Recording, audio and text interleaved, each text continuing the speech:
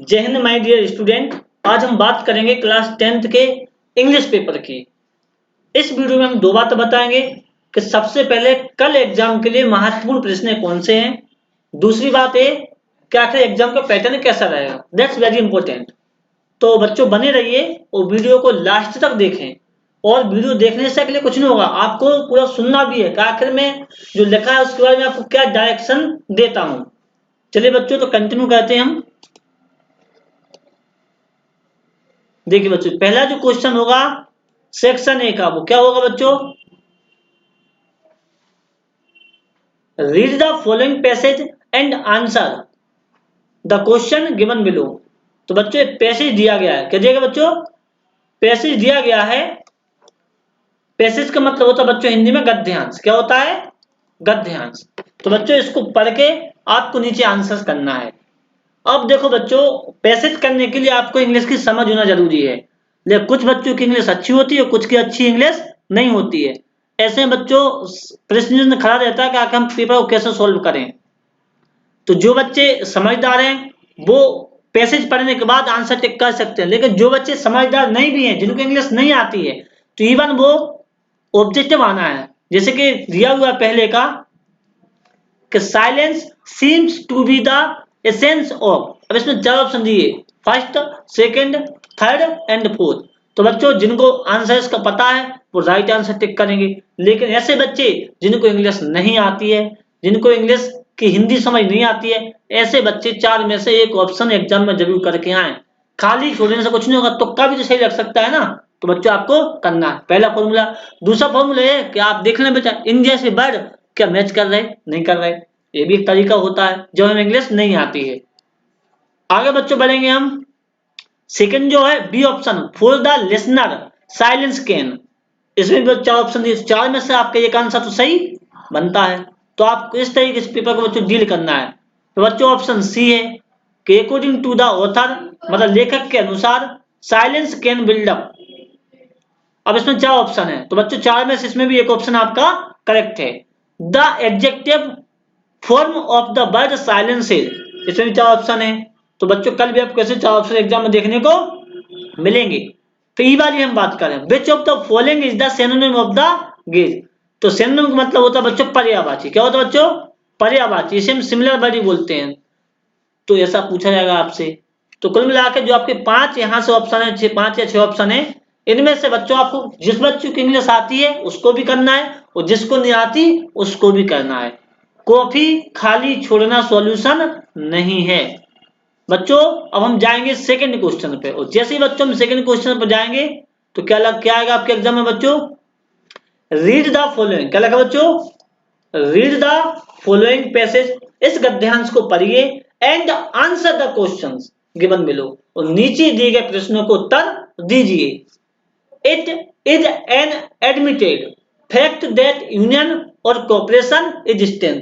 ये बात कीजिए टॉपिक पे, इतना पढ़ेंगे तो बच्चों पूरा टाइम निकल जाएगा। अब मैं आपको तरीका बता रहा हूँ मसली। अब बच्चों यहाँ पे आपको चार पांच ऑब्जेक्टिव मिलेंगे। तो बच्चों जिसको आती इंग्लिश वो भी कर सकते हैं, इसको नहीं आती वो भी कर सकते। इवन चार में से एक आंसर तो करेक्ट होगा। खाली छोड़ने से अच्छा है कि आप आंसर को टिक करें। ये लिखा, पहले आप आंसर डालोगे, उसके बाद जो इसमें से आपको चार में से एक अच्छा लगता है उसको आप लिख के एग्जाम में आ जाएं। ऐसी ऑप्शन बी, ऐसी क्वेश्चन सी।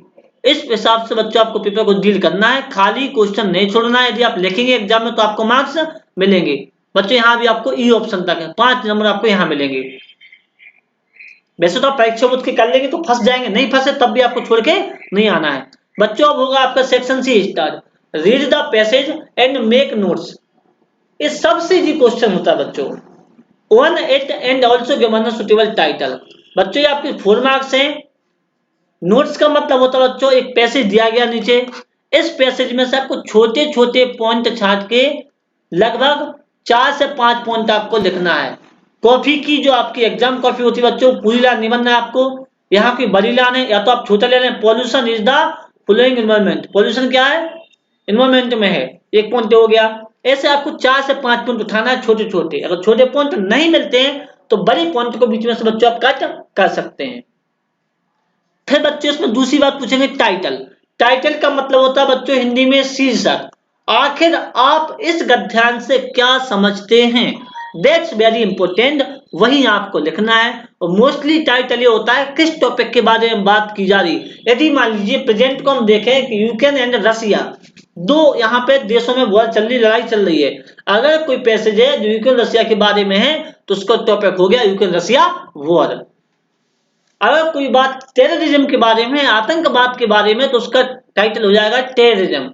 यदि कोई बात कोविड-19 के बारे में तो टाइटल हो जाएगा कोविड-19। आई होप आप क्वेश्चन का मतलब समझ गया होगा। तो एक क्वेश्चन दो बात पूछी, नोट्स हमेशा आपको ऐसे रोमन अंकों में पॉइंट डालना है और निकला आपको क्या, सुटेबल टाइटल। यदि वो समरी पूछे बाय द वे तो समरी बच्चों कुछ नहीं करना है, नोट्स में आप पॉइंट डालेंगे, जबकि समरी में आप पॉइंट नहीं डालेंगे, चाल लाना आप समरी में भर देंगे। आगे स्टूडेंट हम बात करेंगे अथवा में जो क्वेश्चन आया इसके, क्या आया, सॉरी क्वेश्चन नंबर 4।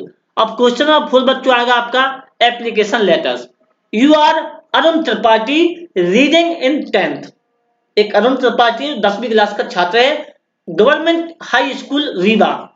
कहाँ का है बच्चों, रीवा का है। मेरा तो बहुत गहरा संबंध है बच्चों रीवा से।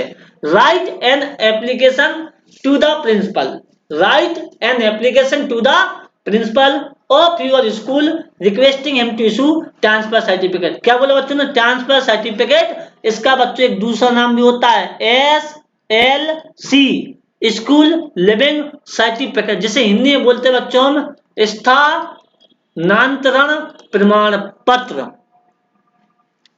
अब बच्चों एप्लीकेशन लिखने का तरीका होता है, यदि आपको किसी टॉपिक की एप्लीकेशन नहीं आ रही तो आप बेटा स्टार्टिंग का लिख सकते हैं और नीचे लिख सकते हैं और आप सब्जेक्ट डाल सकते हैं, फिर भी आपको बेटा 3 मार्क्स मिल जाएंगे यदि आपको बीच का कंटेंट लिखना नहीं आता है तो।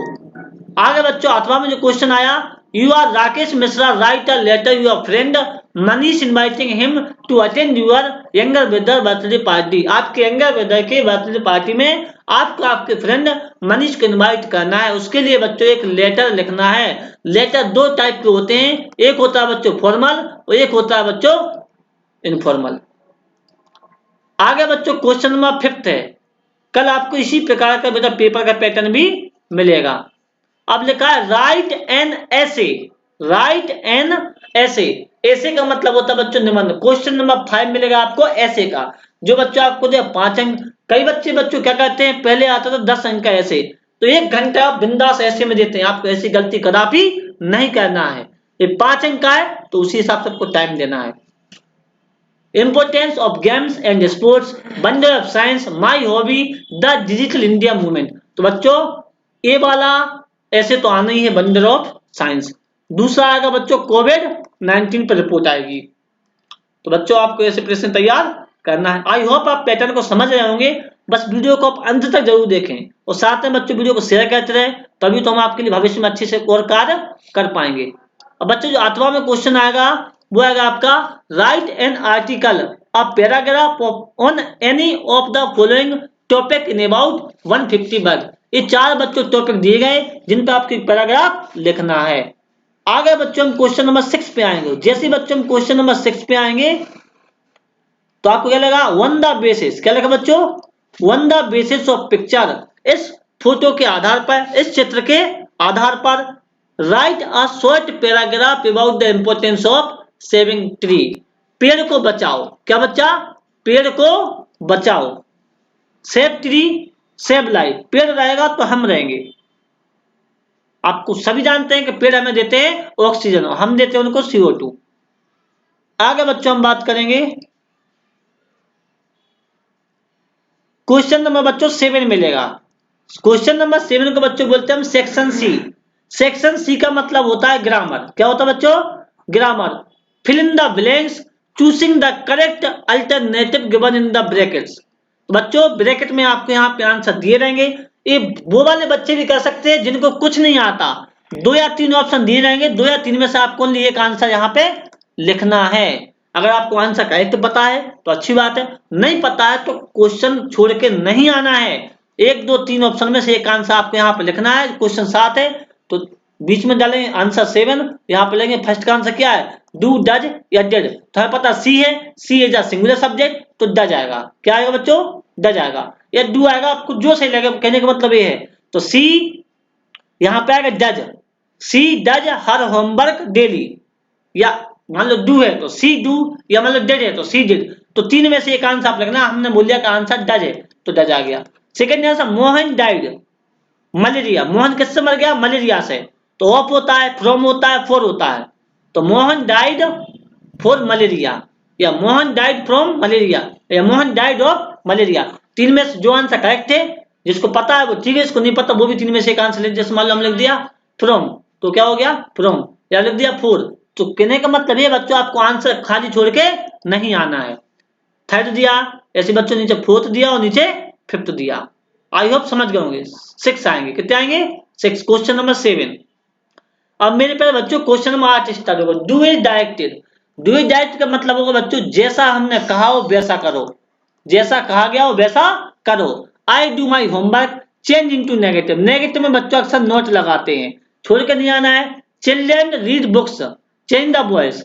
इस प्रकार से 5 टाइप के बच्चों, 5 या 6 टाइप के ऐसे क्वेश्चन आएंगे जिनको आपके एग्जाम में करके आना है। आगे बच्चों आएगा क्वेश्चन नंबर 9। बच्चों यहां भी देखो आपको देखने को मिलेगा ऑप्शन ऑब्जेक्टिव में क्या है, answer the following question in 6। Who was Lanco, जिनने चैप्टर पढ़ा उन्हें पता हो लेंको कौन थे, लेबर थे, पोस्ट मास्टर थे, फार्मर थे, एक कोबलर थे। तो जिनको पता है वो करेक्ट आंसर है, जिनको नहीं पता है वो भी 4 में से एक ऑप्शन करके आएंगे, नंबर सही होगा तो मिलेंगे। दूसरा वाला भी, who was the first black president of the south Africa, मतलब साउथ अफ्रीका का पहला जो काला प्रधानमंत्री था, राष्ट्रपति था, वो कौन था? President mister de Klerk, Thabo Mbeki. ये 4 ऑप्शन बच्चों ने दिए हुए हैं। अब मैं आगे बढ़ूंगा, देखो तो छोड़ कर नहीं आना मेरे प्यारे बच्चों। Question number 10वां।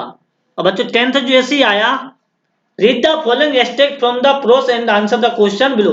बच्चों ये भी आपके बुक्स का क्या चैप्टर है, पूछेंगे फॉर्म बेस्ड लेसन, इसमें से बच्चों 4 ऑप्शन दिए रहेंगे, आपको अच्छे से इनको करना है। और हम आपको बता दें जितने भी चैप्टर्स हैं सभी पोइट के नाम, राइटर के नाम और पोएम के नाम पता आपको होने चाहिए। तो बच्चों ऐसे ऑप्शन बी आएगा, ये पोएम है, ये पोएम का पैसेज है, आपको करना है। पैसेज ये देखो ध्यान से, ये पैसेज है, ये बच्चों इसके क्वेश्चन हैं। बच्चों क्वेश्चन नंबर 11वां है। अब बच्चों 11वां क्या आएंगे बच्चों? क्वेश्चन आंसर आएंगे, इंपोर्टेंट क्वेश्चन जो आपको करना है। क्वेश्चन 12वां बच्चों भी क्या है, जो 12 क्वेश्चन है वही बच्चों क्वेश्चन आंसर है। 2 अंक के यहाँ से 2 क्वेश्चन आना है। तो बच्चों क्वेश्चन 13वां 2 अंकों के यहाँ से भी 2 क्वेश्चन आना है। और बच्चों क्वेश्चन 14 यहाँ से 3 अंक के आपको 2 प्रश्न आना है। क्वेश्चन 15वां बच्चों क्या है, रिपोर्ट वगैरह लिखना है कुछ। ऐसे बच्चों क्वेश्चन 16वां, ऐसे बच्चों क्वेश्चन, देखो बच्चों आई होप आप पेपर का पैटर्न समझ गए हो। हमारे सब बच्चों से रिक्वेस्ट है बच्चों कि इस वीडियो को ज्यादा से ज्यादा शेयर करें और चैनल को सब्सक्राइब करें और लाइक करना बिल्कुल भी ना भूलें। साथ में कमेंट सेक्शन में वीडियो आपको कैसा लगा जरूर बताएं, इससे बच्चों हमें आत्मविश्वास मिलता है, बल मिलता है, ताकत मिलती है। जय हिंद, जय भारत।